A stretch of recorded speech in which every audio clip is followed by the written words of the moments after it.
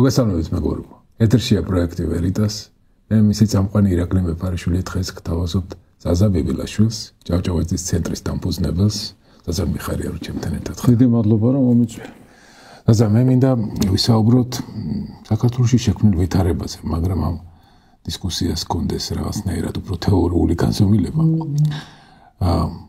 მინდა ვისაუბრო რა სისტემას და რა რეჟიმში ვცხოვრობთ ახლა ჩვენ. რაღაცა თითქოს ესეთი კონვენციური ცნება არის აი ამ რეჟიმის კლასიფიკაციის განსასაზღვრად, როგორც არის ავტორიტარიზმი, მაგრამ აი ამ ზოგად ავტორიტარიზმში შეიძლება ძალიან რაღაცა სპეციფიურ უცნაურ ფორმასთან ჩვენ გქონდეს საქმე. და ეს ზოგადი კლასიფიკაციაც ჩემი აზრით ანალიტიკურად რაღაცა ისეთ დიდ კლასტერში გვათავსებს, რომელიც შემდეგ მშენებლობაში არასწორ მიმართულებებში მიყვავს, იმიტომ რომ თანამედროვე ახლა არსებულ ამ ავტორიტარიზმს ძალიან რთულია მოუძებნო ისეთი ანალოგიები, სადაც ძალაუფლების მფლობელი ადამიანი ხელისუფლებაში არ არის. ცოტა ესეთი ანალოგიები, რაღაცა უფრო პატარა მიკროსისტემებში, მაგალითად სიცილიაში როცა იყო ლიბიაში იყო და კადაფი კაიხის განმავლობაში და რა ვიცი მე ჯამახილიას ვეძახდი ამ სისტემას. ეს კადაფიც ხომ იყო მაინც არა პოლიტიკურ სისტემაში და ის ვინც მანამდე იყო პოლიტიკურ სისტემაში და შემდეგ გავიდა უფრო დიდი პოლიტიკური ასე თქვათ დრო ქონდათ მმართველობის და კიდე ფორმალურად რაღაცა ერთი წელი, მაგრამ ეს ერთი წელი კი არ არის იმდენად განსასაზღვრი, რამდენადაც აი ეს თვისებრივი მახასიათებელი, რომელსაც შეიძლება ანალოგია არ ქონდეს და პლუს ამას ამ ავტოკრატიას აი იდეოლოგიური საფუძველი რა აქვს, აი რას აკეთებს და რას აშენებს, იქ დეკლარირებულად რაღაცა მტრები ქონდა და ეს მტრებიც თითქოს და მეორდება ყველა კლასიკურ ავტორიტარიზმში, იქ ან ამერიკას ებრძვიან ან რაღაცას ებრძვიან. რაღაცა ძალიან უცნაურ რაღაცას არ ასაშენებენ, ან მე მარცხენია, ან მე მარჯვენია. ძალიან პოსტმოდერნული ავტორიტარიზმია ეს ავტორიტარიზმი. მოდი აი ამაზე ვისაუბროთ. შენ როგორ დაახასიათებ? როგორ სისტემაში ცხოვრობ ჩვენ? ხო, მე თეორიული მსჯელობა მიჭირს ხოლმე, მაინდა-მაინც არ ვარ მაგაში გაწაფული, ვინაიდან ტვინი რაღაც პრაქტიკულად ამაკისე მოწყობილი, იურისტი ვარ, პრაქტიკოსი და ყოველთვის ვცდილობ პრაქტიკული გამოსავლის პოვნას ყველაფერში და ეს თეორიული შეფასებები ხშირად მგონია რომ აგვაცდენს ხოლმე ჩვენს ძირითად საზრუნავს, ხო? ან ძალიან გაგვიტაცებს ხოლმე ზედმეტად ეს მსჯელობები, ტერმინები, სხვათა შორის ძალიან დიდი ნაკლი აი ამ დასავლური დემოკრატიული სისტემის, რომლის ნაწილობრივ დამსახურებითაც აღმოჩნდით იქ, სადაც ჩვენ დღეს ვართ, არის ის, რომ აი ზედმეტად ბოდიში და აი რა სიტყვა ვიხმარო, არ ვიცი, მაგრამ ნუ აწვალებენ რა, ასე თქვათ, იმიტომ რომ რა ვიცი ახლა, ნუ აი თუნდაც პროპაგანდა ავიღოთ. ანუ იყო ესეთი ტერმინი პროპაგანდა, ყველასთვის გასაგებია რაზე გვაქვს საუბარი, ხო? მერე შემოვიდა დეზინფორმაცია, მერე შემოვიდა misinformation, მერე შემოვიდა information manipulation, მერე შემოვიდა information threat. ინგლისურად ვიყენებ, იმიტომ რომ აი ამაზე ვიღაც დეპარტამენტები, ვიღაც ტიპების ხედან, ამაზე ფიქრობენ, მუშაობენ და აი რამდენიმე თვის მუშაობის შედეგად იტყვიან, რომ ჩვენ ახლა misinformation and disinformation კი არ უნდა გამოვიყენოთ, უნდა გამოვიყენოთ information threats. ამაში ხარჯება ფული, დრო და ამას რო უყურებს პუტინი, ამას რო უყურებს ივანიშვილი, ნუ ეცინებათ, ანუ ეს არის ჩვენი სისუსტე, ეს არის მიამიტობა, ეს არის გაფლანგული დრო, არაფერში, ტყუილად, თვითმიზნურ წვალებაში დახარჯული დრო, რომელიც წავიდა ჩვენი მტრის გაძლიერებაზე სინამდვილეში, ხო? ამიტომ მოდი პირდაპირ ვიტყვი მე აქტიურ პოლიტიკაში, ასე ვთქვათ, აქტიურ მოქალაქეობიდან გადავედი 2013 წელს და ბევრი მეკითხებოდა მაშინ, რომ რა ძალა გადგია, ხო, 2013 წელია მთელი საქართველო ეიფორიაშია, ანუ უმეტესობა ყოველ შემთხვევაში ადამიანების, რომ აი ესეთი მდიდარი მეცენატი შეიძლება ძალიან ჭკვიანი არ ჩანს ეს კაცი, მაგრამ ესეთი კაცი მოვიდა, რომელიც ასეთ რაღაცებს გვირდება, ჭყალებში სისხლიანი რეჟიმი დასრულებულია, შენ წარმატებული ტიპი ხარ, არაფერი არ გჭირდება წინა ხელისუფლებასთან, არაფერი არ გაკავშირებდა საერთოდ და ამ დროს შაჰიდის კამარს იცვამ და მოდიხარ და წინ გვიდგები, ხო?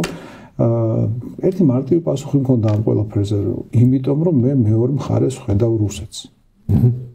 გასაგებია ყველაფერი, ხო, იგივე ზურას მინდა მივესალმე, არ შეიძლება რომ მივესალმო გიუციტების ეთერში ვართ, მაგრამ აი ზურასთანაც გვისაუბრე რაღაც ეკონომიკურ პოლიტიკაზე, რაღაც ლიბერტარიანული ხედვები, მენდუქიძის პოლიტიკა, მემარჯვენე, მემარცხენე, ასევე ახსენე, ხო, ანუ ვინ არიან ოცნების რეჟიმის წარმომადგენლები, ესეც საინტერესოა, ვინაიდან დაიწყეს როგორც ვითომ მემარცხენე პოპულისტებმა და დღეს გახდნენ ულტრამემარჯვენე პოპულისტები, იყვნენ ევროპელი სოციალისტების ოჯახში, იქიდან პანგურით გამოაგდეს და ეხა სად არის ღმერთმა უწყის, მაგრამ ნუ ფაქტია, რომ ჩემთვის პრობლემა ამათთან მიმართებაში მაინდა-მაინც ის კი არ იყო, რომ უვიცები იყვნენ, არაკომპეტენტურები იყვნენ, ხარბები იყვნენ, ნომენკლატურა იყო, წითელი ინტელიგენცია იყო, ქურდული სამყარო იყო, კიდე რომელი ერთი ვახსენო, რაც მანკიერება არსებობს ჩვენ ქვეყანაში, ჩვენ საზოგადოებაში, ჩვენს ისტორიაში ყველაფერი ერთად, არამედ ის რომ რუსები იყვნენ, ანუ ამ ყველაფრის უკან მიღმა იდგა რუსეთი.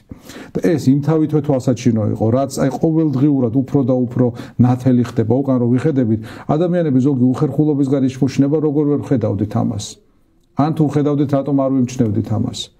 ხო და აი მოდი ასე ვთქვათ რა, რაში ვცხოვრობთ? მარტო ის კი არა რომ ავტორიტარულ რეჟიმში ვცხოვრობ, მარტო ის კი არა რომ ერთი უბირი ოლიგარქის, უვიცი ოლიგარქის, ხო უვიცი ამ შემთხვევაში აუხსნე ამასაც ცალკე, მაგრამ ნუ აი ამ ოლიგარქის სისტემაში კი რუსულ რეჟიმში ვცხოვრობ, ჩვენ რუსეთის დანამატი ვართ ჩვეულებრივი, ხო? აი რუსა როიძახიან მეორე ფრონტი არ გვინდა, მეორე ფრონტი კი არა, პირველი ფრონტის ნაწილი ვართ, რომელსაც აი პირველი ფრონტისა, რომელსაც რუსეთი აწარმოებს დასავლეთის წინააღმდეგ. ხო? უბრალოდ უკრაინაში ეს ხდება სხვა ფორმით და საქართველოში სხვა ფორმით, მაგრამ მიზანი ორივეგან არის ამ ტერიტორიიდან, ამ გეოპოლიტიკური სივრციდან დასავლეთის განდევნა. და აქ რუსული ჰეგემონიის სრული აღდგენა. საქართველოში ეს წარმატებული პროექტია, შემდგარი პროექტია. ანუ ჩვენ როცა ვსაუბრობთ, რომ ევროპაში ვერ შევალთ, უნდა გავაცნობიეროთ, რომ ევროპაში ვერ შევალთ კი არა. დღეს მდგომარეობით რუსეთიდან უნდა გამოვიდეთ ჯერ ისევ. მანდ დე-ფაქტო მანდ ვართ. რუსეთი საქართველოს სრულად აკონტროლებს. აი ყველაფერს, თვითმმართველობებს, ხელისუფლების სამივე შტოს ცენტრალურ დონეზე, იმ საკვანძო ადგილებს და ნიუანსებს, როგორიც არის უშიშროება, უსაფრთხოება და ასე შემდეგ, რაც მას აწუხებს, ხო? ყველა აი ამ დეტალს, ყველა აი ამ მიმართულებას რუსეთს სრულად აკონტროლებს. ამიტომ ჯერ ამის გამო უნდა გავითავისუფლოთ თავი და მერე ვილაპარაკოთ იმაზე, აი როგორი ტიპის დემოკრატია გვინდა, ხო? ან როგორი ტიპის ეკონომიკური მოდელი გვინდა. გერმანული ან შვედური თუ ცოტა უფრო ისეთი თავისუფალი ბაზის. ხო, ეს შეიძლება წაფუფუნებისაგან იყოს უკვე ასეთ თემებზე რომ დავიწყებთ დებატებს, მაგრამ მე რაც მაწუხებს ის რომ ამ რეალობის შესაქმნელად აქ იყო რაღაცა ერთგვარი მოწყვლადი ჯგუფები, განწყობები, ანუ როცა ჩვენ რუსეთის გავლენას ვარაუდობთ ან კონკრეტულად ხედავთ, იქვე გვაქვს სხვა მაგალითები, სადაც ეს რუსეთს არ ქონია არანაირი განსაკუთრებული ეფექტურობა, აი რომ მაგალითად მივაწეროთ მას, რომ ესეთი ძალიან ჭკვიანური ჰიბრიდული ომის მთელი სტრატეგია და განყოფილება აქვს, სხვაგან ესეთი ეფექტურობა არ აქვს. აღმოჩნდა აქ ძალიან ეფექტური. სხვაგანაც ქონია, ხო, ამ ეტაპზე ჩვენთან აქ კი. ხო, სხვაგან ქონია ეს მცდელობა ინფილტრაციის. ამ ინფილტრაციას ბევრად უფრო სერიოზული წინააღმდეგობა შეხვდა, როგორც ხალხისგან, ასევე პოლიტიკური სისტემისგან, მაგრამ აი აქ ინფილტრაციის დანახვის უნარიც კი ძალიან ბევრს არ აქვს. ანუ აი ეს არის ყველაზე დიდი პრობლემა, რომ ფილოსოფიურ კრიზისშიც კი ვართ, რომ სიმართლე, რომელსაც მე და შენ ვხედავთ, ამ სიმართლის დასამტკიცებლად ძალიან ბევრი ფსევდო რაღაცა ინტელექტუალური სტრუქტურები, რომელიც აი იმ შემსწარ ადამიანს მაგალითად აქვს, აი ამერიკას გადახედე, იქით იმას გადახედე, აქეთ ამას გადახედე, აი თითქოს რაღაცნაირად ისე შეიქმნა გარემო, რომ ადამიანი, რომელიც სრულ დეზინფორმაციულ რაღაცა სისტემაში არსებობს, მისთვის არსებობს რაღაცა ხელმოსაჭიდი რაღაცები. ჩვენს რეალობაში, აი რომ გავანალიზოთ, რა იყო ისეთი, რომელმაც დაახვედრა თუნდაც რუსეთს აი ეს ინფილტრაციის შეღწევის ნოყიერი ნიადაგი, შენ როგორ ფიქრობ? ამ არხზე გირჩიტივიზე ჩემი მეგობრების შემოთავაზებით და ჩემი სურვილით, რა თქმა უნდა, ჩვენი ერთობლივი ნება იყო, რომ ქონოდა პროექტი, რომელიც მგონი ერთი წელი გადიოდა ეთერში, ეს იყო მეხსიერება. რა ჩვენ გვჭირდება, რა ჩვენ გვჭირს, რა ჩვენ არ გვაქვს სამწუხაროდ, არის მეხსიერება. ხო. პატარა ვიყავი და ჩემ ქვეყანას ნანა კაკაბაძე და გოგა ხაინდრავა ანგრევდნენ. ხო 35 წელი გავიდა და ისევ ნანა კაკაბაძე და ისევ გოგა ხაინდრავა ანგრევენ ამ ქვეყანას. რატო? იმიტომ რომ იმის მეხსიერების ელემენტარული ჰიგიენა არ აქვს, რომ გვახსოვდეს კაცო ის არ არის, ვინც აი ეს გააკეთა და ასე შემდეგ. არ გვაქვს ამის მეხსიერება, არ გვაქვს ამის კულტურა, მეტიც, ანუ როდესაც ჩვენ საუბრობთ ამაზე, ხო ძალიან ხშირად ჩვენივე ფლანგიდან გვეტყვიან, რომ აი რატო უჩხიკინებ ისტორიას, რატო იჩხრიკები წარსულში. და არ ესმის ძალიან ბევრს, რომ წარსულში ჩხიკინი კი არ არის ეს და ჩხრეკვა. არამედ ეს არის ჩვენი აწყოს და მომავლის სიჯანსაღისთვის საკვანძო მეცადინეობა, ხო? ანუ ამის გარეშე, რომ აი გვახსოვდეს გუშინ ვინ იყო, ვინ რა გააკეთა, ვინ რა ელაპარაკა, ჩვენ წინ ვერ წავალთ. ვინადან იგივე ბომბებზე აგვაფეთქებს რუსი. და ეს ხდება, ანუ რუს შრომაც არ უწევს, ახალის მოგონებაც არ უწევს, ახალი აგენტის პოვნაც არ უწევს ხშირ შემთხვევაში. ერთი და იგივე ტიპები, ერთი და იგივე კლიშეებით, ერთი და იგივე ხაფანგში გვაგებენ და ერთი და იგივე ბომბზე გვაფეთქებენ, ხო? არ გვახსოვს და იმიტომ. და როდესაც ჩვენ ამას უპირისპირდებით, ამას ჩვენივე ფლანგიდან, ვიმეორებ, ჩვენივე ფლანგიდან ძალიან ბევრი ოპონენტი უჩნდება. რატო? ანუ შემოგდებული თემაა, რომ თბილისი იყო ურთიერთობა, საქართველო არის ურთიერთობა. ანუ თითქოს ურთიერთობა ნიშნავს, რომ ის აშკარად დავივიწყოთ, რაც ჩვენთვის არის სასიცოცხლოდ მნიშვნელოვანი. აი ამაზე დგას რუსეთი საქართველოში, დგას დავიწყებაზე. ხა კიდე ერთი რაღაცა არის, რუსეთში არის რაც არის იმპერიული ცოდნა დაპყრობილი ერების შესახებ. მათ აქვთ, არ ვიცი, ოდესღაც აუხრანკა იყო, მერე NKVD თუ ЧК, მერე KGB, დღეს GRU, SVR და FSB აქვთ, სადაც არის ცოდნა იმაზე, თუ რა ფსიქოტიპებთან აქვს საქმე. ხო, აი ქართველის შემთხვევაში რაზე რეაგირებს ქართველი? როგორ შეიძლება ქართველის აგდება? რა თემებით? როგორი ტიპის манипуляციით? რომ აი რა ფსიქოტიპის ხალხი ვართ, ხო? ჩვენ ხო გვიყვარს რაღაცეების თქვენ გუშინ გამოვიდა ისა პრეზიდენტს ეძახიან. და რაღაცაზე ილაპარაკა, რომ ქართველი კაცის ხასიათი, სინამდვილეში ქართველი კაცის ხასიათი რა არის, ჩვენზე კარგად იცის რუსმა. და ის რომ ყავილაშვილი მიხეილ დღეს ეგრეთ წოდებული პრეზიდენტია, ზუსტად იმის შედეგია, რომ რუსმა კარგად იცის, როგორ მოახდინოს ჩვენი манипуლირება. რომ მოახერხა, რომ აი ეს ადამიანი დღეს ფორმალურად ზის პრეზიდენტის სკამში. ხო, წარმოუდგენელი რაღაცაა, უბრალოდ რომ დავფიქრდეთ, მიხეილ ყავილაშვილი. არანაირ ეპითეტს არ გამოვიყენებ, ხო, ანუ მის ხელმოწერა რომ ვნახოთ, მე მგონი ყველაზე კარგი ეპითეტია მისი. ეს კაცი რომ ითვლება რომ არის საქართველოს პრეზიდენტი, ეს არის დასტური იმისა, რომ რუსი ძალიან კარგად манипуლირებს ჩვენი ფსიქოტიპით, ჩვენი საზოგადოების და ეთნოფსიქოლოგიის და მენტალობის ცოდნით. ჩვენ თვითონ არ ვიცნობთ ისე კარგად საკუთარ თავს, როგორც რუსი გვიძნობს. ანუ ეს ეგენი, აი ეს. ბევრი რაღაცა, ძალიან ბევრი რაღაცა არის, მაგრამ ვიმეორებ ამაზე საფიქრალად, ამის გამოსასწორებლად ჩვენ გვჭირდება ფიქრი, ხო, ანუ კითხვების დასმა. რაღაც დოგმების შენჯღრევა, რაღაც ტაბუების გალღობა. თუ პირიქით ტაბუების შენჯღრევა და დოგმების გალღობა, არ ვიცი, მაგრამ ხო, ანუ ის რომ აი რაღაც ბანალობებს რო გთავაზობენ, რომ ქართველი კაცი ოდითგანვე ასეთია, ხო? კითხვა უნდა დავსვათ, იქნებ ოდითგანვე ეგეთი არ ვართ, იქნებ აი გუშინ ჩაგვაგონეს, რომ ეგეთი უნდა ვიყოთ. ან ოდითგანვე ეგეთი თუ ვიყავით, იქნებ ეგ არის პრობლემა. და ეგ არის მიზეზი იმისა, რომ დღეს ჯერ კიდევ ვერ ამოვსულვართ აი ამ ჭაობიდან, რომელშიც ვართ, ხო? ანუ იქნება რაღაცეები უნდა შევცვალოთ. კითხვა უნდა დავსვათ, რასაც ვაკეთებ, სწორად ვაკეთებთ? რაც გვიკეთებია, სწორად გვიკეთებია? ანუ ჩვენ ისტორიას რო გადავხედავთ, ხო? ყოველთვის არის აი რაღაცა გვაკლდება. ხან ვიღაც გვალატობს, ხან თავში აგვივარდება და ბოლოში წავაგებთ. აი სულ რაღაცა ოდნავ გვაკლია. აი 2003-2012 წელს რაღაც დაგვაკლდა, ხო? თითქმის გავახციეთ. 91 წელს დამოუკიდებლობა მოვიპოვეთ. და საქართველოს იყო ერთ-ერთი ყველაზე უფრო მეწინავე სახელმწიფო ეკონომიკურად ყოფილ საბჭოთა ბლოკში. რომ არ მომხდარიყო გადატრიალება, სამხედრო გადატრიალება პუჩი, საქართველოს 90% ალბათობით თუ მეტით არა მოხვდებოდა ნატოს და ევროკავშირის გაფართოების 2004 წლის ტალღაში. ანუ ის რომ საქართველოში 91 წელს მოხდა სამხედრო შეიარაღებული გადატრიალება, გახდა მიზეზი იმისა, რომ რუსებმა აი შემდეგი 13-14 წელი მოიგეს. მერე გამოყავით ცოტა ამოვწიეთ თავი, ამოვისუნთქეთ, ამოვედით ჭაობიდან და მერე 2012 წელს ისევ შეგვისრულეს, ხო? ეხლა ისევ ვართ იმ ვითარებაში, როდესაც კინაღამ შევედით ევროკავშირში. აი ზღულბზე ვართ, ხო?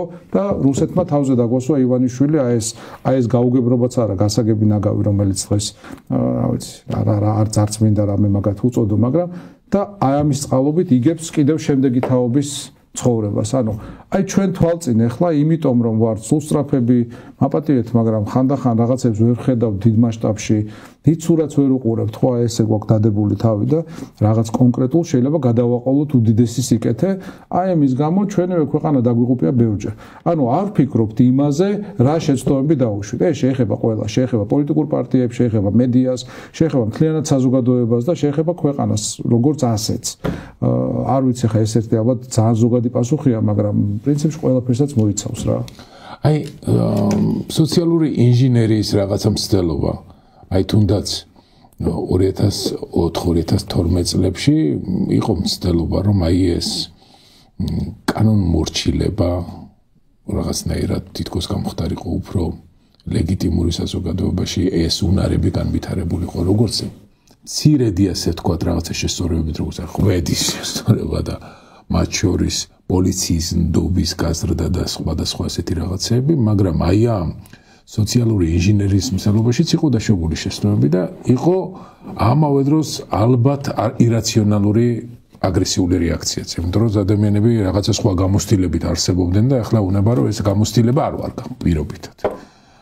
ახლა შენ 2012 წლიდან აი დღემდე შეიძლება 2012 არ გვინდა, მაგრამ ახლა ეს გვიანდელი მოვლენები აღვთ. სოციალური ინჟინერიის აი რა პროცესებს ხედავ, აი როგორ უნდათ მათ რომ შეგვცვალონ. იმიტომ რომ ეს პროპაგანდა ხوار შეიძლება რომ ესე მართლა ძალიან პრიმიტიულად მოვეკიდოთ რა.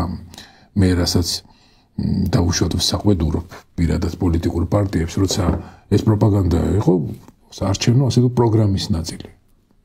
და ამ პროპაგანდის ასე თქვათ გაბათილებაზე არ იყო სათანადო ძალისხმევა დახარჯული, რომ ეს პროპაგანდა სიამბლეში არათუ უბრალოდ ტყუილი, არამედ როგორი საშიში მოვლენა ეს არ იყო კარგად ახსნილი. მე ესე მგონია ესეთი შტაბის სტილო შეიძლება შეცხოვრო. ხო, მე ზოგადად გონია, რომ პროპაგანდის უარყოფას შორს არ მივყავართ, ანუ ჩვენ უნდა გქონდეს ჩვენი პროპაგანდა. ის რომ ის მეორე მხარე ტყუილს ამბობს, ბევრს არაფერს არ ნიშნავს, ვინაიდან გონიერ მოქალაქეს ისედაც არ ჭირდება იმის ახსნა, რომ რაღაცეები არის რაციონალურად ტყუილი. ხოლო ვისაც შეიძლება ეს ტყუილი სჯეროდეს, მას არგუმენტები, რაციონალური არგუმენტები ვერ გადაარწმუნებს. ანუ მას სხვა ენაზე, სხვა სიხშირეზე უნდა ელაპარაკოს. ხო, აი შეიძლება ეს სხვა სიხშირე არ იყოს მოძებნილი. ეხლა ეგერთით მეორე არის ის, ანუ პროპაგანდა, რომელსაც ვსაუბრობთ, ხო, მეორე არის ის კი არა, რომ ტყუილებისგან თავი დაიცვა, თუმცა ისეც აუცილებელი იყო. არამედ ის, რომ სიმართლე თქვა მეორე მხარეზე, რა ვიცი, სულ დასავლეთი დღემდე არის თავის მართლების რეჟიმში, რომ არა, ჩვენ არ გითხრევთ მეორე ფრონტი, ანუ ომში არ გითხრევთ, მეორე ფრონტი არ გვინდა, რაღაც LGBT პროპაგანდას არ გაძალებთ და ასე შემდეგ. ეს კი არ უნდა თქვა, რა ვიცი, უნდა თქვა რუსეთი რას წარმოადგენს, წუმპეა, ავადმყოფი საზოგადოება, ანუ საზოგადოება, რომელიც მე ჩემი სიტყვებით არ ვამბობ, რა ვიცი, რუსი მწერლები წავიკითხოთ, რუსი ისინი, რა ქვია, ფილოსოფოსები წავიკითხოთ, ანუ ვერ მონახავთ ერთ ავტორსაც კი, რომელიც არ გეტყვით ამ საზოგადოებას რო არის ფუნდამენტურად ცნეული. ანუ ეს არის ერი, საზოგადოება, სახელმწიფო, რომელსაც უნდა რომ სხვაც უბედური იყოს. თვითონ კი არ უნდა კარგად ყოფნა. უნდა რომ სხვაც უბედური იყოს, სხვაც გაჭირვებული იყოს, სხვაც ტალახში ცხოვრობდეს. ესეთები არიან ეგენი და როგორ შეიძლება კარგი იყოს რა ოჯახურ ვითარებ იმაზე რა ქვია ღირებულებებზე ვსაუბრობთ, რა ტრადიციებზე ვსაუბრობთ, ხო? ელემენტარულად როგორ შეიძლება გრუზინი კაცი, რომელიც იმითი ნაშვება რა ქვია იმითი პოულობს ბმას რუსეთთან, რა ერთმორწმუნეა და ოჯახური ტრადიციები ქონია თურმე და მეორე მხრივ ამბობს, რომ აი რა მაგარი იყო რუსეთში დავდიოდით საგულაოდ, ხო? ანუ როგორ ხდება ეს რუსეთში ყველა მათივე გაგებით ზნედაცემული არის და მსუბუქი ყოფაქცევისა და თან ოჯახური ღირებულებები აქვს აი ესეთ მაღალ დონეზე, ხო? სინამდვილეში რუსეთში უმაღლეს დონეზე არის, მსოფლიოში ერთ-ერთ პირველ ადგილზე არიან ეგენი ოჯახური ძალადობით, ალკოჰოლიზმით, ყველანაირი გარყვნილებით, უბედურებით, ახლა ამ ამას რო შეადარო ამერიკა არის პურიტანული ქვეყანა, ღრმად მორწმუნე ქრისტიანული პურიტანული ქვეყანა. გახვალ ნიუ-იორკის, სან-ფრანცისკოს და კიდე რამდენიმე დიდი ქალაქის გარეთ და ნახავ ქვეყანას, რომლის 90% ეკლესიაში დადის, ყოველ კვირა თან ისე კი არა რაღაც ფარისეულურად ფულს წირავს და ასე შემდეგ, ხო? არ დარდება პრეზიდენტი იყოს მორწმუნე, კი. ხო, ანუ არ დარდება ეს ორი სამყარო, ანუ ამ რუსეთში ყავთ პატრიარქი, რომელიც ჩვეულებრივ განგსტერია ტიპი, რომელიც იყო იმის რა ქვია, ალკოჰოლის კონტრაბანდაში, სპირტის და ალკოჰოლის კიდე რაღაც მე მგონი თამბაქოს კონტრაბანდაშიც იყო, ანუ ყველაფერში და ეს ტიპი ლაპარაკობს, ყველაფერაკებ რაღაც რელიგიურ ღირებულებებზე, რაღაც მორალურ საზომებზე, ხო?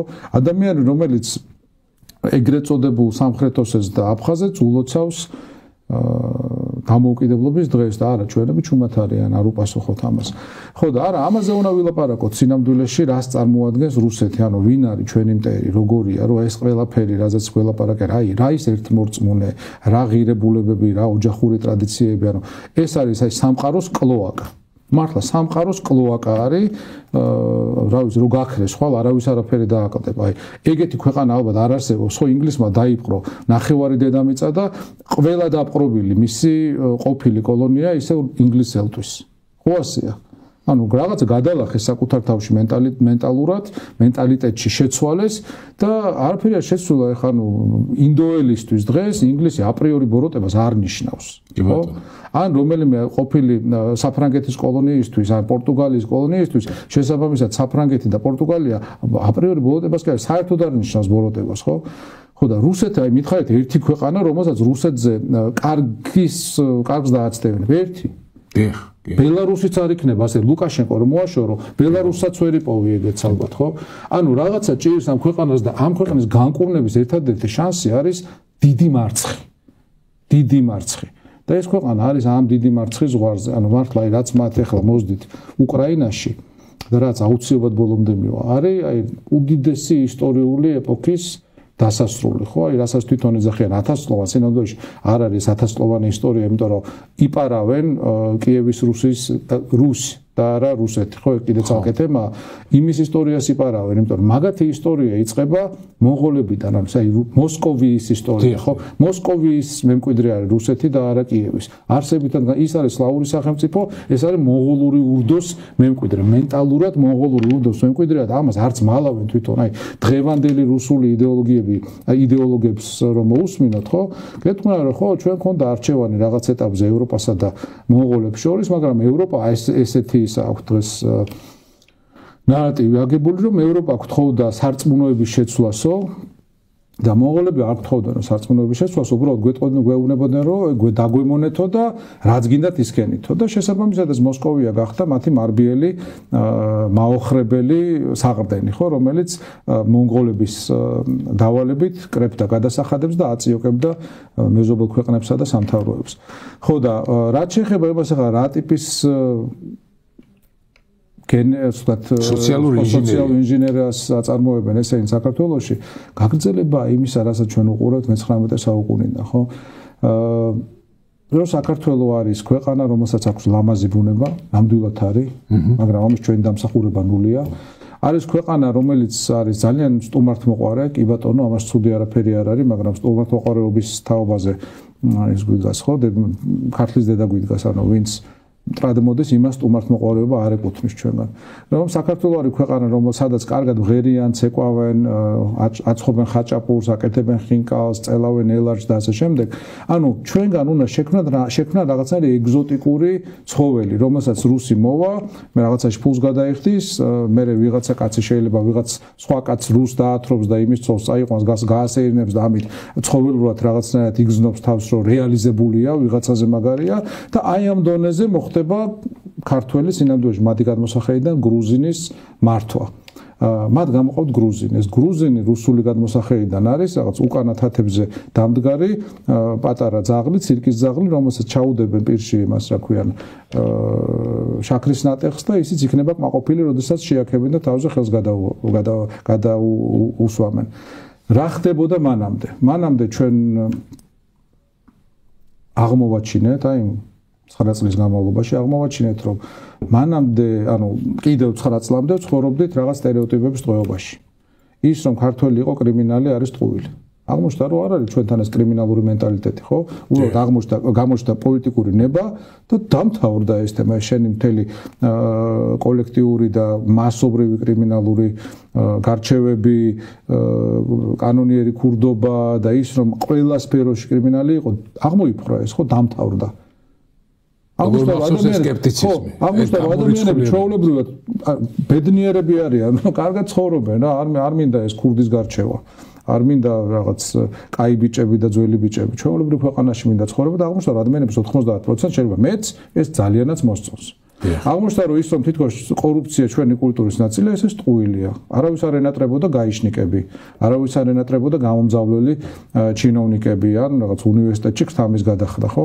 არავის არ ენატრებოდა ეს. ანუ ესეც აღმოჩნდა რომ იყო მტრის მიერ შემოგდებული სტერეოტიპი და იმ 9 წელიწადში ზუსტად ეს შეიცვალა. ორი ძალიან მნიშვნელოვანი რაღაც გადაწყდა ქართველის მენტალობაში, რომ ჩვენ თურმე არ ვართ კრიმინალური ტრადიციებისა და ღირებულებების ხალხი და თურმე არ ვართ ხალხი, რომელსაც კორუფცია მოგვდგა მსოდიდგანვე. აი ეს შეიცვალა ჩვენში. ჩვენ თავში აღმოვაჩინეთ, რომ შეიძლება მარტო კაცობაში, მეობაში და ჩახუტებაში კი არ ვიყოთ მაგარი ბჭყალებში. არამედ ძალიან გაზომვად კრიტერიუმებში გავიდეთ მსოფლიო მასშტაბით ასპარეზზე და მსოფლიო ბანკმა თქვას, რომ საქართველო არის მსოფლიოში ნომერი პირველი. როგორც რეფორმატორი აი ამ და ამ სფეროებში, ხო? 2006-დან 11 წლამდე საქართველო იყო მსოფლიოს ნომერი პირველი რეფორმატორი მსოფლიო ბანკის მონაცემებით. ხო, უნიკალური რაღაცაა, როდის ვიყავით, აი, როგორც სახელმწიფო მსოფლიოში პირველი რამეში. მე არ მახსოვს. აი, 9 წლის განმავლობაში 5 წელი ვიყავით მსოფლიოში პირველი. და თან ვიმეორებ, ისეთ რაღაცაში კი არა, რაღაც პოეტურ და რაღაც ემოციურ თემაში კი არა, რაც არიზომება და რაც ძალიან მარტივი თავშესაფარია. არამედ იმაშიც იზომება კონკრეტულად, აი. შენ ამდენი ქულა, ამას ამდენი ქულა, საქართველოს თქვენორზე მაგარია, ხო? აი ეს ხდებოდა და ამის განეიტრალება უნდოდა. მოვიდა ივანიშვილი და თქვა, რომ საქართველოს არის პატარა სოფელი, რომ საქართველოს უნდა იცოდეს თავისი ადგილი, რომ საქართველოს არ უნდა იყოს დაპირისპირების საგანი, როდესაც დასავლეთი ელაპარაკება რუსეთს და ასე შემდეგ და ასე შემდეგ. ანუ იმ თავითვე მიდიოდა დაკნინება საქართველოს იდეის. რომ საქართველოს სახელმწიფო კი არ არის ქვეყანა, სამშობლო რა თქმა უნდა არის, მაგრამ სამშობლო ამასთანავე უნდა იყოს სახელმწიფო, წარმატებული შემდგარი სახელმწიფო, ხო? როდესაც ჩავიდა პირველად ივანიშვილი დაოსში დაუჯერებელი რაღაცა, რაღაც გადაახვიეთ, ნახეთ არქივები, ხო? თქვა რომ გამოვიდა სოფლიო ლიდერების წინაშე და თქვა რომ აი თქვენ კი გონიათ რომ საქართველოს ძალიან მაგარი ქვეყანა იყო და აქებდითო, მაგრამ ეგო ყველაფერი ტყუილი იყო. ქვეყნის პრემიერი გამოდის, რომელმაც არჩევნები მოიგო ცოტა ხნის წინ და სოფლიოს ეუბნება რომ თქვენ რო გონიათ რომ მაგარი ქვეყანა გვაქვს, ეგო არისო ტყუილი. ანუ ამაზე უფრო მეტი დანაშაული სიბეცესაც ვიტყოდი, მაგრამ სიბეცე არ არის, ეს ვიმეორებ, არის მანდატი, რომელთაც ივანიშვილი მოვიდა და რომელსაც ახორციელებს ძალიან თანმიმდევრულად, ცივსისხლიან და მიზანმიმართულად. აი მაგ საკითხებზე ძალიან დეტალურად მინდა საუბარი, მაგრამ იმ ინჟინერიის, ასე თქვა, პროცესებზეც კიდე რაღაცა კონკრეტული დეტალები მინდა რომ გავარჩიოთ, იმიტომ რომ იქ იმ მომენტში 9 წლის განმავლობაში იყო ძალიან კონკრეტული შეგრძნება, რომ ჩვენ შეგვიძლია სამხედრო უსაფრთხოების თვალსაზრისით ჩვენი რაღაც ამოცანების შესრულება. აი შეიძლება ამ შეგვიძლიაში შეიძლება მეტი ილუზიაც გქონდა. შეიძლება კიდე ბევრი კრიტიკული რაღაცები გასასწორებელი იყო, მაგრამ მე ეს მახსოვს. იმიტომ რომ იყო ტექნიკის, ასე თქვათ, რაღაცა პროგრამა, დიდგორი, კიდევ ის დრონები, რომელიც მაშინ ჯერ მხოლოდ კონცეპტუალურად ვითარდებოდა, მაგრამ პიონერები ვიყავით იმ საქმეში, მე ძალიან კარგად მახსოვს ეს. და უცებ ჩვენ გვაქვს ახლა რეალობა, სადაც ქართული ოცნების ხელისუფლების წარმომადგენლები ცხადებენ, რომ ჩვენ ჯარი არ შეიძლება გვყავდეს. არც ყოლია ჯარი, ხო იყო ესეთი განცხადება, რა? კი, სალამაზურობის შუმა და დღეს ჩვენიანია ოღონდ რა, არ უნდა ვთქვა. ხო, იმიტომ არ უნდა გვახსოვდეს. აი ხედავ სად მოვედით ისე, რომ ისე გვეუბნება, რომ არ უნდა გახსოვდეთ. იმიტომ ეხლა ეს თქვენიანია. დიახ, აი ეს არის, ესეც ინჟინერიის საკითხია. რომ თითქოს და ეს აი აგრესიულობა, ჯანსაღი აგრესიულობა მათ შორის, თავდაცვის უნარში რწმენა, რომ მე შემიძლია ჩემი თავი დავიცვა. რომ შემიძლია ჩემი ოჯახი დავიცვა, ეს აგრესია უნდა მოიცილო იმით, რომ იყო რაც შეიძლება კარგი სერვისის განმახორციელება. აი ეს არის თითქოს მეტა ეგ მაინც იყოს, იმიტომ რომ ეს ხალხი ამოვირეცხა იმ ლოზუნგით, რომ საქართველოს ტურიზმი რო უნდათო ხო წინა ხელისუფლებასო. ეგ ნიშნავს რომ მოსამსახურებად უნდა გვაქციონო რა. მოსამსახურებო სერვისის მიმწოდებლებად უნდა გვაქციონო და ეგ ხო დამამცირებელი არის ჩვენო სხვასო მოსამსახურებად არ დაუდგებითო და ამ ლოზუნგით მოვიდნენ ტიპები. ეს მოგონილი არ არის, ან დადიოდნენ და ყველგან ამას ლაპარაკობდნენ რა ტურიზმი, რა მოსამსახურე, ჩვენ ვაშკაცები ისეთები ვართ, ასეთები ვართ, ხო და ბოლოს დაამთავრეს იმით, რომ ერთ-ერთი ბოლო არჩევნები არ მახსოვს 2020 იყო თუ რომელი იყო, აი რუსთავში და გაჩიანში და ხაშურში ტურიზმზე ლაპარაკობდნენ, ანუ ისეთ ადგილებში, სადაც ახლა დიდი პატივისცემით ამ ქალაქების მიმართ, ნუ ტურისტული პოტენციალი შეიძლება მაინდა-მაინც პრიორიტეტული არ არის და მაღალი არ არის, ხო? ხო და რაც შეეხება აი ამ ზოგად მიდგომას, ხო ქართულ ოცნებას რა უნდა და ეს იყო მათი მანდატი თავიდანვე და ამას გვაჩვენებენ არა მხოლოდ რიტორიკით, არამედ იმ პერსონალიებით და იმ საკადრო პოლიტიკით, რომელსაც ჩვენ თვალყურს ვადევნებთ. ხო ივანიშვილი 13 წლის განმავლობაში აწარმოებს ნეგატიურ სელექციას, ან ნეგატიურ გადარჩევას ადამიანებისა. თავიდან რომ მოვიდა, კიდე ყავდა ადამიანები, რომელსაც რაღაც გამოცდილება ჰქონდათ, ცოდნა ჰქონდათ, პატივისცემა ეკუთვნოდათ, მათი წარსული ცხოვრებიდან გამომდინარე, ბევრ რაღაცაში არ ვეთანხმებოდი მე სხვები ასე შემდეგ, მაგრამ ნუ რაღაც ტიპები იყვნენ რა თავის ბიოგრაფია მოსდგამდა. ეხლა აბსოლუტური ზეროები ყავს. სრული ზეროები, ანუ კალაძის გარდა, რომელსაც არ ვიცი რატო ინარჩუნებს, კალაძე რომელსაც ერთადერთი წარსული რაც ჰქონდა იყო ფეხბურთი და ნუ რომელმაც ყველაფერს და ყველას უღალატა, ვისთვისაც და რისთვისაც შეეძლო ეღალატა, ხო, უღალატა კიევს, უკრაინას, რომელმაც ის კაცად აქცია, თუ ამას კაც შეიძლება ერქვას და ნუ რადაც იქცა ამაზე ნუ ვისაუბრებ. ყველა დანარჩენი არის ფაქტიურად ბიოგრაფიის არ მქონე ან გაუნათლებელი ან ამ თავიანთი პოსტისთვის სრულად შეუფერებელი ადამიანი, რომელიც რაღაც კონკრეტული იმ ნიშნით არის შერჩეული, რომ ან არის სრულად უშუბლის ზარვა, რასაც დაავალებენ, იმას გააკეთებენ, ან არის უბრალოდ ბრმა შემსრულებელი, ტოტალური მონა. იდეოლოგიური ნაწილიც ხომ არის აი ამ სელექციაში რა. ეს იდეოლოგიური ნაწილი აი თითქოს და ის თანხმობაც არის, რომ დასავლეთის მიმართ ანტიპათია უნდა გქონდეს. აი რაღაცა ან აი რაღაცნაირი ერთგვარი ფობიაც კი. აი ესეთი სელექციაც კი არის. შეიძლება ზოგი თამაშობს ახლა იქ, მე არ ვიცი ახლა კერძო ადამიანების გონებებში რა ხდება, მაგრამ ამ სელექციაში ყოველთვის ფიგურირებდა ერთგვარი ფობია გლობალიზაციის მიმართ. ბრჭყალებში ინტელექტუალების შერჩევა თუ კი იყო აქ ალბათ რაღაცა ცენზურას თუ რაღაც შემოწმებას გადიოდა მემარცხენე ტიპაჟები უფრო აი ეს ხანა ისეთი მემარცხენე ამერიკაში აი საუკი მემარცხენეები რა ეს როგორებიც არის. ხო, ამათ მემარცხენეებსაც ვერ დავარქვა. ხო, არა ეს ჩვენებური მემარცხენე მე ითარგმნება რომ არის ჩვეულებრივი მემარჯვენე კონსერვატორი. აი ესეთი მემარცხენე, ესეთი პარადოქსი. არა, მემარჯვენე კონსერვატორიც არ არის, ანუ რა ვიცი, მემარჯვენე კონსერვატორი შეიძლება ვიყო მე და ანუ ესე რაღაცა ეძახიან, ანუ საუკი სწორად თქვი.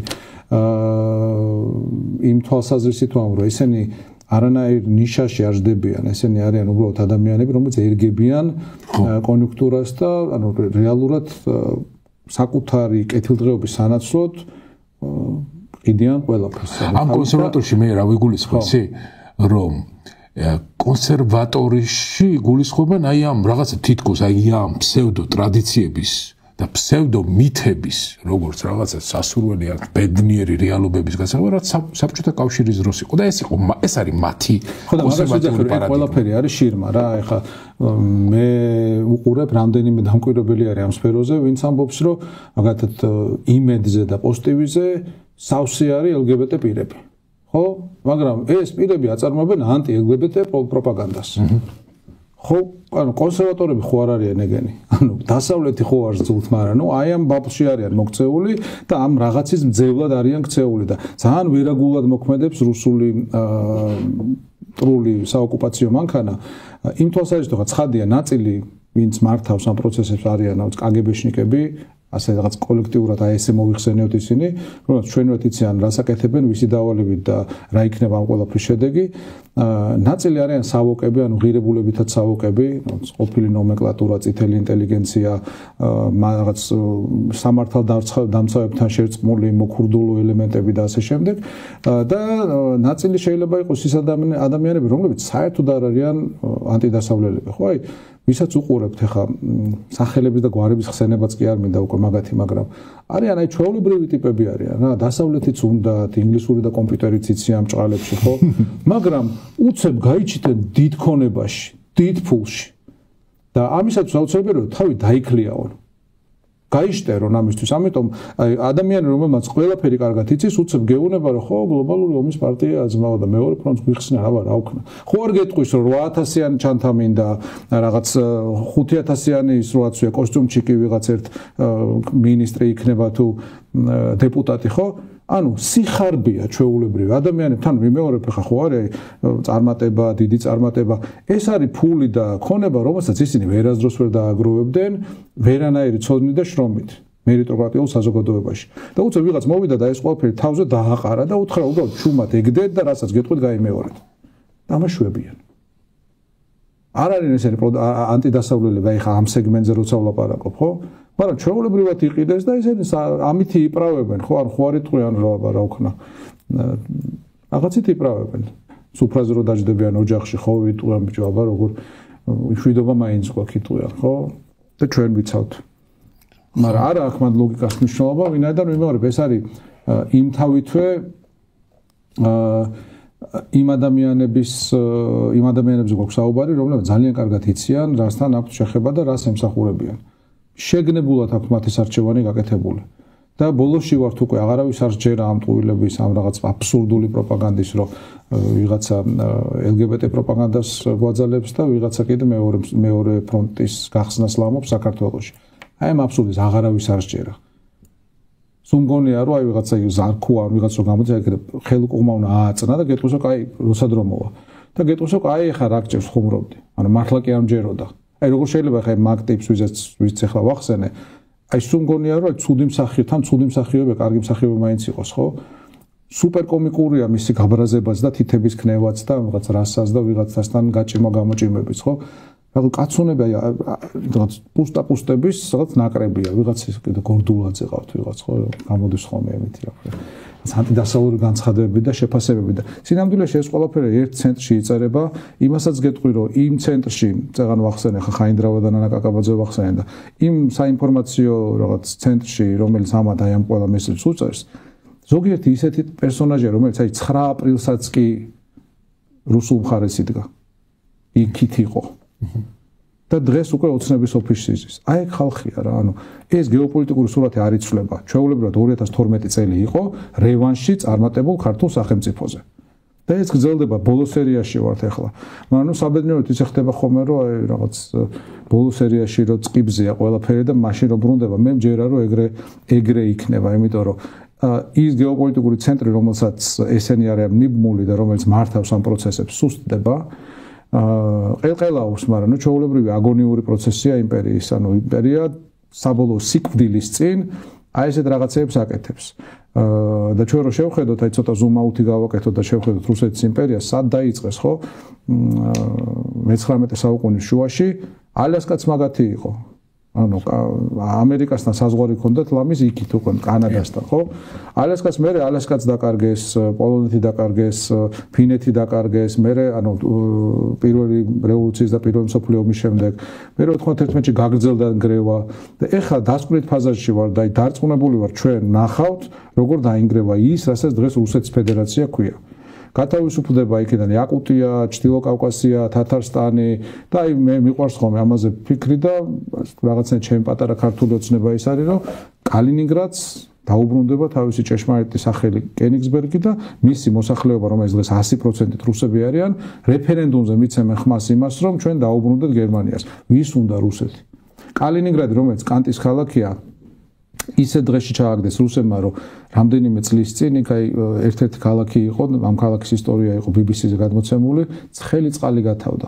მანამდე ის მაინც ჰქონდა რაღაც აბანო ჰქონდათ ქალაქში და მე ის აბანოც გაფუჭდა და რამდენიმე თვე დაუბანელი დადიოდა მთელი ქალაქი. ანუ აი ეს არის რუსეთი რა, ეს არის რუსეთი. ხო და აი ეს რუსები იტყვიან რომ არ გვინდა ძმაო რა არის აი მოსკოვში რა დაგვრჩენია ხო, როცა აქვე ვართ აი გერმანიამ რომ დაიბრუნოს კალინინგრადის ოლქი, ანუ აღმოსავლეთ პრუსია თავისი კენიგსბერგით, იქაურობა 5-10 წელიწადში აყვავდება. და რუსმა იქ ვერაფერი ვერ გააკეთა, მხოლოდ დაანგრია, მიწასთან გაასწორა, ეს არის რუსი. აი ამ პროპაგანდის კონკრეტულ მექანიზმებზე რო ვისაუბროთ, აი როცა აი ეს უაპელაციოდ დაუშვათ გვთავაზობენ გლობალური ომის პარტია, Deep State ეს უკვე მიაშველა ალბათ ამერიკის შეერთებულ შტატებში განვითარებულმა მოვლენებმა ხელი რომ რაღაც ახალი ტერმინი ვითომ მოკიდონ და დანერგონ და აინსტალირონ აქ. ომში ჩათრევა უნდათ. აი ეს კონკრეტულად აი პროცედურულად როგორ ხორციელდება, ხო არა უხსნიათ არა? აი მაგალითად რა არის ეს გლობალური ომის პარტია? არა თუ სად არის ეს კიდე მარტივი კითხვა. კერძოდ რა ინსტიტუციური მექანიზმები აქვს რაიმეზე მოვლენა რომ მოახდინოს. ანუ რითი ხსნიან აი ამ რაღაცა მოვლენებს, რომელსაც კონკრეტულად ჩაეკითხები, ისევ ზოგადი რაღაცა განმარტებებია იქ. ის ხალხი, ვისაც უნდა ჩვენი დესტაბილიზაცია, კი, მაგრამ აი უწყება რა არის, უწყებაზე, ოფიციალურ უწყებაზე ზემოქმედების რა პოლიტიკური, იურიდიული, ეკონომიკური, რა ზემოქმედების მექანიზმები აქვს. ეს რომ არ ავახსნევინეთ ამათ. ნუ ახლა იქ მიდიან, სადაც ამას არ ეკითხებიან, ცხადია, მაგრამ აი ამ პროპაგანდით მოდის და არა უხსნია ეს და ეს კითხვაც არ დასმულა. მე მგონი რომ შენ აი ამას რომ მე მატენი, კი, მაგრამ რა მექანიზმით მუშაობს ის, რომ შენ ვითომ გმართავს? ხო, არ ამბობენ რა მექანიზმით, არ ამბობენ ეს გლობალური ომის პარტია ვინ არის, სად არის. მეტიც ამბობენ რომ არ ვიცით საერთოდ კონკრეტულად ვინ არიან, მაგრამ ამასთანავე ამბობენ რომ კონკრეტულ მოთხოვნებს გვიყენებენ. სურეალიზმია ხო, ანუ აბსურდია თავიდან ბოლომდე. ამაში შეყოლა იმთავითო წამგებიანია, ვინაიდან შვენურად იციან რა და როგორ და როგორც აღნიშნე კიდევაც არ მიდიან ისეთ ფორმატში, სადაც შეიძლება რაიმე კრიტიკულ კითხვაზე პასუხისგაცემა მოუწიოთ. და პროპაგანდის შვენიერება ის არის, რომ არც ლოგიკაა საჭირო, არც რაღაც დრამატურგიული ჯაჭვი, რაღაც ლოზუნგი კმარა, რომელიც ადამიანებში შიშს აღძრავს. და გეუბნება რომ აი რაღაც ბუა არის და იმ ბუასგან მე დაგიცავ თუ ჭკვიანად მოიქცევ. ოღონდ ამ ბუასი როგორც თქვი, ბუას თუ ბუის აღარავის არ ჯერა, მაგრამ ვინაიდან დღეს ასეთი დავალება, დღეს ისინი არიან, დავალება მოსკოვიდან ცხადია, არიან სრულ სინქრონში კრემლის პროპაგანდასთან, სრულ სინქრონში, ანუ მესიჯები, ტაიმინგი ამ მესიჯების, უკვე აქ ადგილობრივი აუდიტორია აღარ ყავს ამ მესიჯებს, მაგრამ მაინც ამას ამბობენ, ვინაიდან ასე არის საჭირო მათი დამკვეთისთვის. მაგრამ აი ესეთი ტიპის პროპაგანდა მაინც იმ ქვეყნებში შეიძლება არსებობს სხვადასხვა ტერმინებებს იყენებენ ალბათ უნგრეთში და სლოვაკეთში, სადაც არის აი ეს ფობია გლობალიზაციის მიმართ და ძალიან ესეთი ინფანტილური, პოლიტიკური ინფანტილურობა რა. იმიტომ რომ მანამდე ხო იყო მასონების ლოჟები. ანუ მანამდე უკვე არსებობდა ეს თეორია, რომელიც რა ვიცი მე რაღაცა ცვლად შეუცვლიდი და გახდა გლობალური ომის პარტია, ხო? ანუ ფორმა და სახელი შეიცვალა, მაგრამ რასაც გულისხმობს დაუშვათ ჩვეულებრივი მოქალაქე ამ გლობალურ ომის პარტიაში, ისევ ისეთი ობსკურანტული, რაღაცა აბსტრაქტული მტერია, რომელიც მანამდე ჰქონდა წარმოდგენილი რაღაცა ძალიან მაგიურ, რაღაცა მისტიკურ, რაღაცა საფურულში, რომელიც ზუსტად წარმოდგენა არ აქვს, მაგრამ ამისი ნოყიერი ნიადაგი აქ არსებობდა. ხო, მოდი ორ ნაწილად გავყოთ მაგაზე პასუხი. პირველი ის, რომ გეთანხმები აბსოლუტურად განათლების დონე, კრიტიკული აზროვნების დონე არის საკვანძოდ მნიშვნელოვანი. რამდენიმე წლის წინ ჩატარდა კვლევა ევროპის ქვეყნებს შორის, თუ ვინ უფრო მედეგი იყო, რომელი ქვეყანა უფრო მედეგი იყო რუსული პროპაგანდის პირისპირ. პირველ ადგილზე გავიდა ფინეთი, სადაც ყველაზე უფრო მაღალია განათლების დონე და ბოლო ადგილზე 41 ჯვარი აქაურობას და 41 ქვეყანა იყო მაშინ გამოკვლეული და 51 ბოლო ადგილზე გავიდა საქართველო. ამის დამსახურება ცხადია, ანუ ამაში დიდი დამსახურება კი არა, ყველაზე მთავარი დამსახურება აქვს ჩვენს განათლების სისტემას იმას, რომ ყველანაირი ჭორი, ცილის წამება და უბედურება აქ ძალიან ნოყიერ ნიადაგს პოულობს. კრიტიკული აზროვნება არ არსებობს. მეორე მხრივ ძალიან თავზე ნაცარიც რო არ დავიყაროთ, თქვათ, რომ პროპაგანდა იმდენად ძლიერი რამაა, რომ თუ საკმარისი დრო და რესურსი მიეცი, ნებისმიერ საზოგადოებას დააჩოქებს და ნებისმიერ საზოგადოებას მოაქცევს და შეუცვლის აზრს. რაციონალურ, გამოცდილ, ტრადიციული დემოკრატიული ფასეულობებისა და ღირებულებების მქონეს და ჩვენ ეს მაგალითებიც გვინახავს. ნუ აქამდე ამბობდნენ ხოლმე, რომ აი გერმანია იყო მაგალითი, ხო, ანუ გერმანია, რომელიც იყო არის, რაციონალიზმის, ჰუმანიზმის და ყველანაირი პროგრესის ერთ-ერთი სახეხატი უცბად 1930-იან წლებში გახდა ქვეყანა, სადაც ლიბრი გადაეკრა თითქოს საზოგადოების დიდ ნაწილს თვალზე და გაყვნენ აი ამ ავადმყოფურ კაცთმოძულე პროპაგანდას, რომელსაც ხადაგებდა ჰიტლერი. შორს რატომ მივდივართ გერმანიაშიც, ახლა განსაკუთრებით აღმოსავლეთ გერმანიაშიც, ხო? არის ეს სენტიმენტები რაღაცა, არ ვიცი მე რუსეთის ყოველ შემთხვევაში ანტიამერიკული ასე თქვა განწყობები ძალიან ძლიერია. გლობალიზაციის საწინააღმდეგო განწყობები ძალიან ძლიერია და იქაც მემარჯვენე, ასე თქვათ, რაღაცა ახალი ფაშისტური რაღაცა პარტიის აღზევებას კი ვიხილებ, რომელიც კონსტიტუციის დონეზე რაღაცა აუგრძალეს მათ რაღაცა პოლიტიკურ არჩევნებში მონაწილეობა შეიძლება ვწდები ზუსტად, მაგრამ რაღაც ესეთი მოვლენები გვაქვს. ანუ ევროპაშიც არის რაღაცა ობიექტური ისეთი აი ეს არის ობიექტური, ნახე, ეგ მინდოდა ზუსტად შეიძლება არა ობიექტური, მაგრამ სოციალური პროცესებია. ეგეც პროპაგანდის შედეგია. საფრანგეთში მარი ლე პენი ხო? აი გერმანია რახან ახსენე ხო, რა ვიცი შევადაროთ, აქეთ ყავს რუსეთი, აქეთ ყავს ამერიკა. რუსეთი არის ქვეყანა, რომელმაც ჩაატარა გერმანელების ეთნოწმენდა აღმოსავლეთ ევროპაში. ათეულობით მილიონი გერმანელი აყარა თავისი მიწიდან, მილიონობით გერმანელი ხალი გააუპატიურეს რუსებმა, ჩამოაჭრეს ლამის ნახევარი გერმანია, რომელიც ისტორია, ანუ ეს ხო არ იყო დაპყრობილი მიწები რუსებივით, ანუ ის ტერიტორია, სადაც გერმანელები ისტორიულად ცხოვრობდნენ საუკუნეები, აქედან აყარეს და აი ორთაჭალაში რო გაგვივლონ ახლა საზღვარი ხო ორჯონიკიძე რო გვპირდებოდა ჩვენ, აი გაუკეთა სტალინმა გერმანიას, ანუ რუსებმა რა გაუკეთეს გერმანიას. რა გაუკეთეს გერმანიას ამერიკელებმა. დავანებოთ ომს თავი, იმიტომ რომ ომი სხვა ვითარებაა და იქ ომთან ვინ დაიწყო კიდე წალკეთება, ხო, თვითონ დაიწყეს და მერე ჩაერთნენ ამერიკელები, მაგრამ იმას ვამბობ, რომ ამერიკელებმა ომის შემდეგ დასავლეთი გერმანია დაიცვას და აყვავეს, რაც თავარია.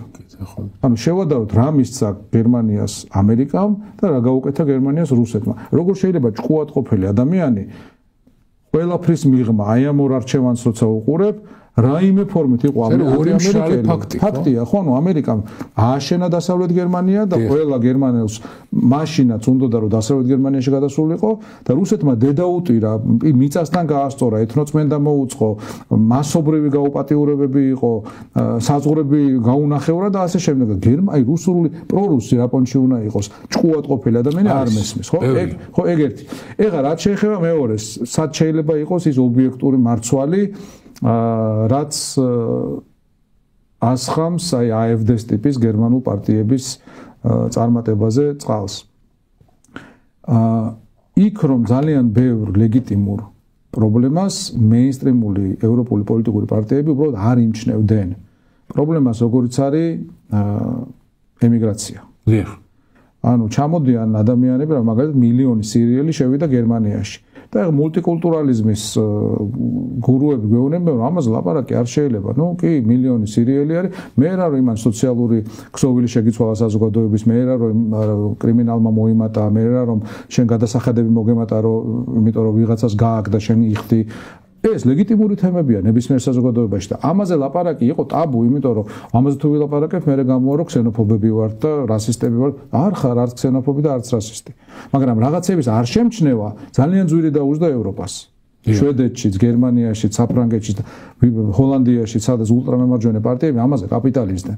და ეხლა ჭკუაზე მოდიან ეს პარტიები, ჩვენ ტრადიციული მემარჯვენე პარტიები, მაგალითად მერცი ავიღოთ, სადაც ის ცდილობს, რომ ყველა ამ ლეგიტიმურ პრობლემას ასევე ლეგიტიმურად ჯერ ერთი ამაზე ილაპარაკოს და მე ისინი გადაჭრას, როგორც არის კრიმინალი, როგორც არის ემიგრაცია და ასე შემდეგ და ასე შემდეგ, ხო?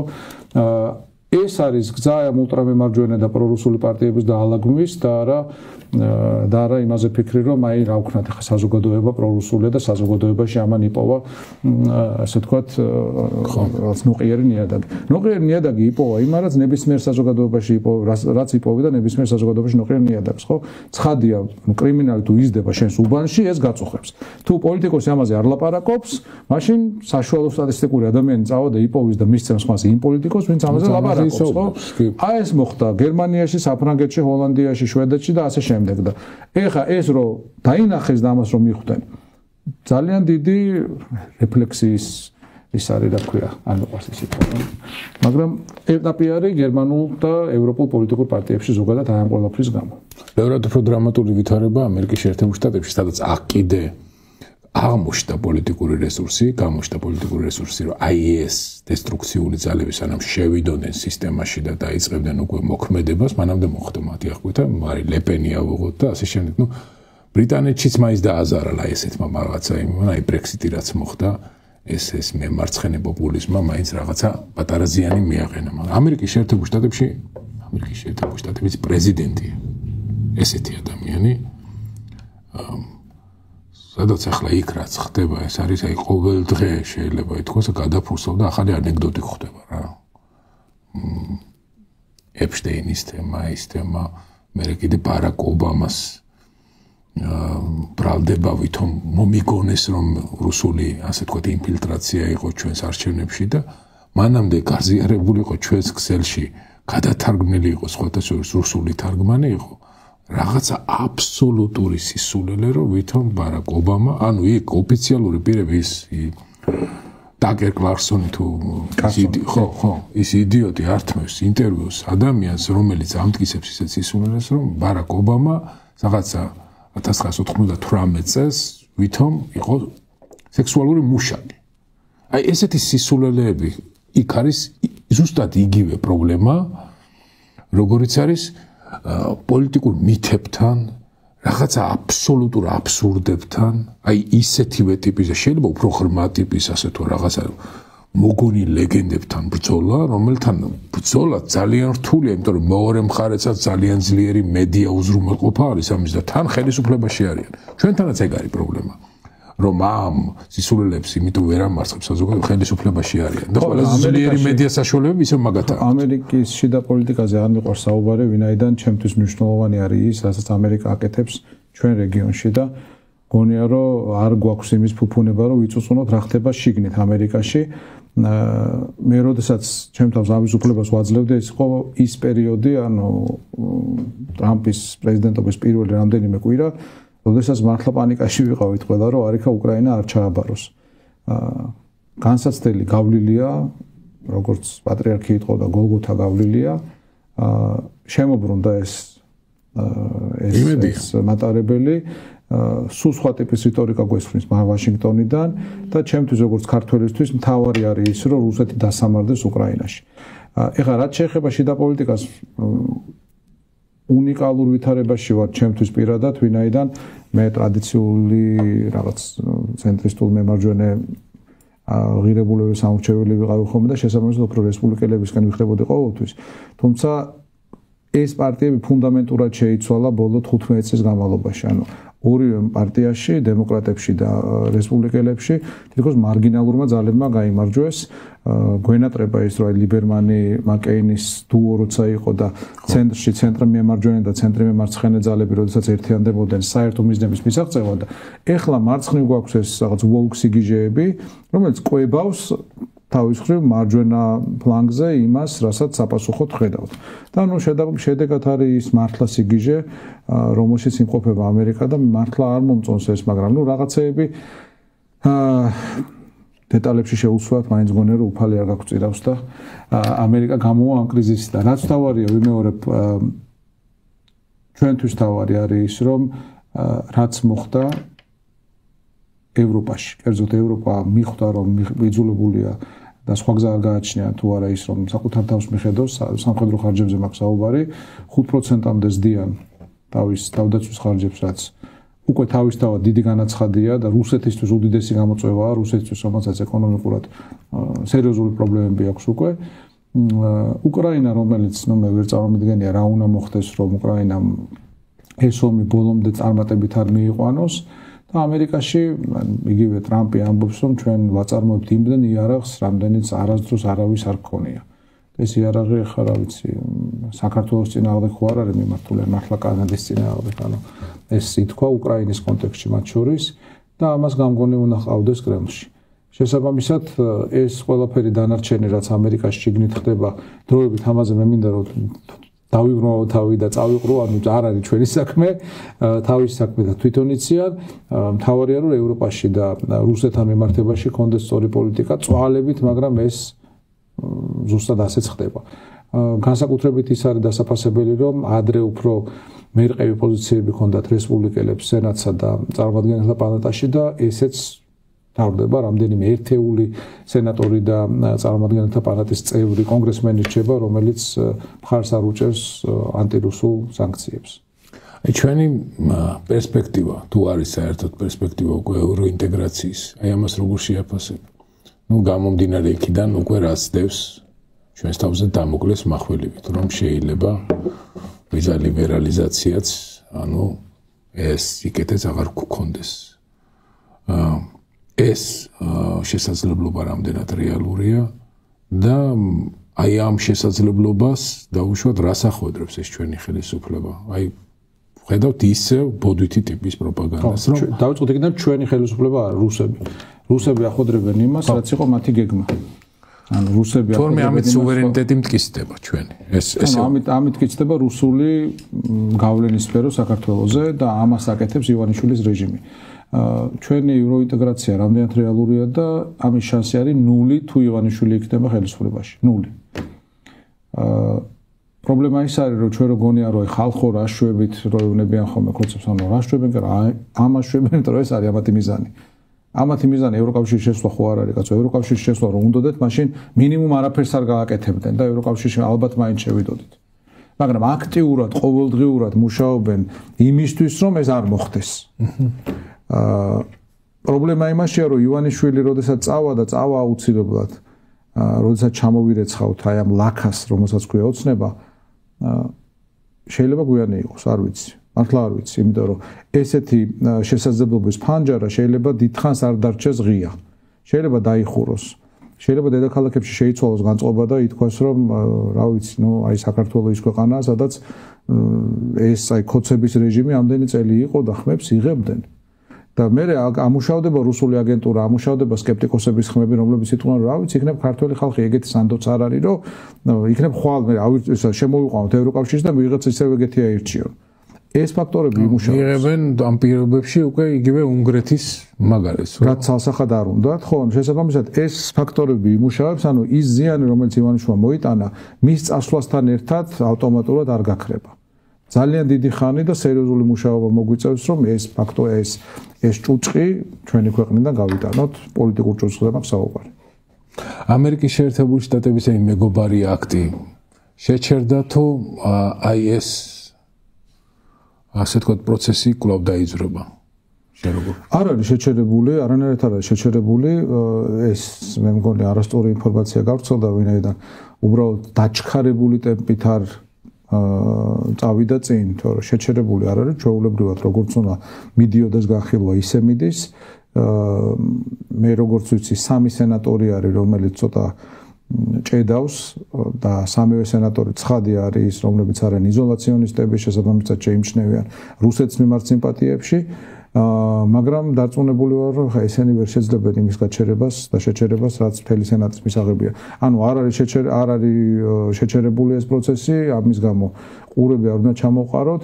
მეორე ის არის, რომ მარტო მეგობარი აქტი თავისთავად არაფერს არ იზამს, აგერა კუბა ყავთ სანქცირებული 60 წელი ამერიკელებს და რა მაინც კასტროები არიან ქვეყნის სათავეში და მაინც ჩასული ქვეყანაა, როგორც ბოლო 60 წელია, ხო? მაშინ როდესაც შეეძლოთ იყვნენ აყვავებულები. იმხელა პოტენციალი აქვს კუბას. შესაბამისად, მარტო ამერიკის სანქციები და მარტო ესეთი სადამსჯელო ღონისძიებები ჩვენ არ გვეყოფა, ამათ ახლა იმდენი ფული აქვთ ნაძარცვი და მოხვეჭილი, რომ თვითონ კი ეყოფათ. და ქვეყანასაც რაღაც თვალსაზრისით ფლატში მშილამდე არ მიიყვანენ.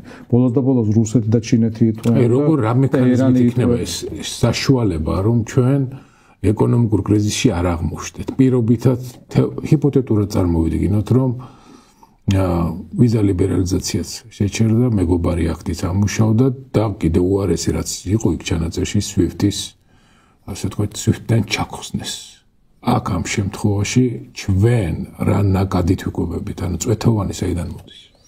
მე არ ვარ ეკონომისტი და ეხლა ამაზე კვალიფიციური მსჯელობა გამიჭირდება, მაგრამ აი ეს თეორიულად რომ ვთქვათ, თავიდან ხო ასე დავიწყეთ, რომ თეორიულად ვიმსჯელოთო, არის თუ არა რუსეთის, ირანის და ჩინეთის ინტერესებში, რომ საქართველო იყოს მათი გეოპოლიტიკური ბანაკის ნაწილი. არის ხო, ბუნებრივია. 3 მილიონი ნახევრიანი საქართველო არის უმარტივესი შესანახი. წარმოვიდგინეთ ხა ჩინეთმა, რუსეთმა და ირანმა რო გადაწყვიტონ, რომ მოდი ახლა იმდენი ჩავასხათ საქართველოში, რომ ამ ქვეყნის მმართველ რეჟიმს არ გაუჭირდეს. საერთოდ ის არაფერზე არ არის. ჩავასხათ თან იმაზე კი არ არის საუბარი ვიღაცა რაღაც პირდაპირ აიღოს და ფული მისცეს. არაფერი რა ხელი შეუწყონ რა ცოტა მეტი ტურისტი ჩამოვიდეს, ცოტა მეტი ვიღაც ჩინური კომპანია შემოვიდეს. რუსებმა კიდე რა ვიცი ჯასტინ ტიმბერლეიკის კონცერტზე 20,000 რუსი ჩამოსულა, ხო? აი რაღაც ეგეთებზეა საუბარი, რაც საშუალებას მისცემს რეჟიმს, რომ შეავსოს ნაწილობრივ მათ შეავსოს დანაკლისი, რომელსაც განიცდის აი ამ დასავლური წყაროების ჩაკეტვის შედეგად. და მეორე, რასაც აკეთებენ კიდევაც ახლა მანქანების რეექსპორტი და ისეთ რაღაცეებზე არის საუბარი, ხო აი ყირგიზეთში და ყაზახეთში გაასმაგებული როა თუ 100% გაზრდილი ბოდიში. შეიძლება გაათმაგებული, ზუსტი ციფრი არ მახსოვს. აი ეგეთი რაღაცეები, რაც სინამდვილეში ამათი ნიშაა და მათ საშუალებას აძლევს, რომ აი ეს კოლოსალური თანხები მოიხვეჭონ, რომელზეც ბოლო ხანებში მიდის საუბარი. არჩევნებზე რა სიტყვა? ანუ არის ორი პოზიცია. მონაწილეობა არ მივიღოთ მონაწილეობა. შენ როგორი პოზიცია გაქვს? ხო, იმედია რიტორიკული კითხვაა, იმიტომ რომ არჩევნებში მონაწილეობა დღეს არ განიხილება, მე მგონი არც სწორია, არც საღაზთან არის მიახლოებული, ელემენტარულად იმიტომ რომ არჩევნები არ ტარდება. თან ჩვენ საუბრობთ იმ რეალობაზე, როდესაც 2024 წლის არჩევნების ლეგიტიმურობა არავინ არ ცნო. არსებობს ათობით ფაქტი და გარემოება, რის გამოც ეს არჩევნები იყო არალეგიტიმური და მათი შედეგი არ არის ლეგიტიმური და ამ გარემოებებიდან არათუ არც ერთი არ შეცვლილა უკეთესობისკენ, არამედ ყველა შეიცვალა უარესობისკენ. დამკვირვებელი არ იქნება, სიების манипуляცია გრძელდება, სუსი, შმუსი, ძველბიჭობა, უკანონო ფული, ადმინისტრაციული რესურსი, კალანდარიშვილი, ცესკო, კანონმდებლობა, ეს რუსული კანონები, ფარა და ასე შემდეგ, ანუ ქვეყანაში უკვე იმის მერე რაც ქონდა ოქტომბერში შარშან, ანუ ფუნდამენტურად უკან გვაქვს რამდენიმე დიდი ნაბიჯი გადადგმული და ამ ვითარებაში, ანუ რაც თავარია მთელი პოლიტიკური სპექტრის ლიდერები ციხეში არიან, რა არჩევნებზე ვსაუბრობთ, ანუ ხო ეგ არის ყველაზე მნიშვნელოვანი. რაზე ვლაპარაკობ, თან გამოყავთ მართლა ვიღაც ივანიშვილის ცხენი და გეუბნება რომ ანუ მომმართე და შეგიწყალებ. თან ახლა ცხადია ეგეც დაუწერეს, იმიტომ რომ მანამდე ყობახიძემ თქვა მიმართონ და შეიწყალებს. ხო და რას ქვია ეს მომმართე და შეგიწყალებ, ამაზე არავინ არ წამოიგება. ვიცი რომ ნამდვილად ეს არის პოლიტიკოსების განწყობა, ვინაიდან არჩევნებში, ბრწყალებში არჩევნებში მონაწილეობა იქნება აი ამ რეჟიმისთვის სახის დაბრუნება რეალურად, რაც ვერც კი წარმომიდგენა ვერ შევაფასებ, რა ცუდი სახციელი კი არ იქნება, ვერ შევაფასებ, იმიტომ არავინ არ აპირებს ამის გაკეთებას. მე რატომღაც გონია რომ ბოლო მომენტში ლელოც გადაიფიქრებს. ახარიაზე ამას ნაცხადია ვერ ვიტყვი, არ ვიტყვი, მაგრამ გონია რომ ლელოც გადაიფიქრებს, იმიტომ რომ